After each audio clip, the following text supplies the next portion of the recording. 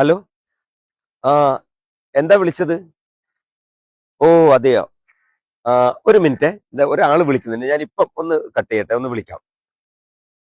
നോക്ക്, സത്യത്തിൽ ഞാനിപ്പോ ചെയ്തത് ശരിയാണോ? ഒരാള് നമ്മളെ വളരെ വേണ്ടപ്പെട്ട ഒരു കാര്യത്തിന് വിളിക്കുന്നു. നമ്മള് അതിനിടയിൽ വേറെ കോള് വരുമ്പോൾ അത് കട്ട് ചെയ്തിട്ട് അടുത്ത കോളിലേക്ക് പോകുന്നു.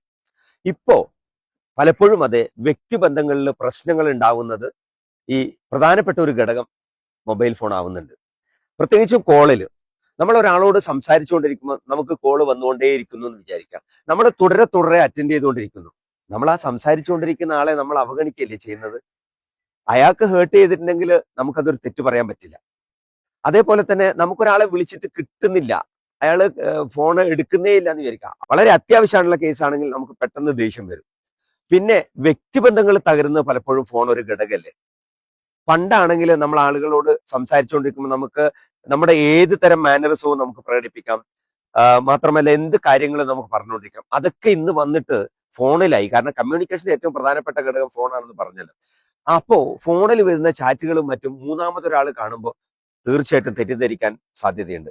മറ്റൊന്ന്, ഏറ്റവും അടുത്ത ആളുകൾ തമ്മിൽ, പ്രത്യേകിച്ച് കപ്പിൾസ് ഒക്കെ തമ്മിലാണെങ്കിൽ ഫോണ് പരസ്പരം ആക്സസ് അല്ലെങ്കിൽ അത് വലിയ പ്രശ്നത്തിലോട്ട് നയിക്കുക തന്നെ ചെയ്യും. ഒരാളുടെ ഫോൺ ലോക്ക്ഡ് ആകും, മറ്റൊരാളുടേത് അങ്ങനെ ആവാതിരിക്കുകയും ചെയ്യുന്ന ഒരു അവസ്ഥ ഉണ്ടെങ്കിൽ അത് ശ്രദ്ധിക്കേണ്ടതുണ്ട്. മറ്റൊരു കാര്യം പറയാം.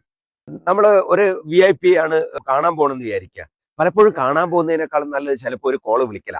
കാരണം ഫോണ് ചിലപ്പോൾ അവരെ എടുക്കുമായിരിക്കും. കാണാൻ പോയാൽ ചിലപ്പോൾ കണ്ടുകൊള്ളണമെന്നില്ല, അനുവാദം കിട്ടിക്കൊള്ളണമെന്നില്ല. ഇങ്ങനെ നല്ലതും മോശവുമായിട്ടുള്ള കാര്യങ്ങൾ ഫോണിൽ ഉണ്ടെങ്കിൽ പോലും നമ്മൾ ഫോൺ വളരെ വേണ്ട പോലെ കൈകാര്യം ചെയ്തില്ലെങ്കിൽ അത് നമ്മുടെ ജീവിതത്തെ ബാധിച്ചുകൊണ്ടേയിരിക്കുകയാണ്. ഇന്നത്തെ കാലത്ത് കമ്മ്യൂണിക്കേഷൻ ഏറ്റവും നല്ല ഉപകരണമാണെങ്കിലും അത് കൈകാര്യം ചെയ്തതിൽ ഉണ്ടാകുന്ന കുഴപ്പങ്ങൾ വ്യക്തിബന്ധങ്ങൾക്ക് വലിയ പ്രശ്നങ്ങൾ ഉണ്ടാക്കുന്നുണ്ട്.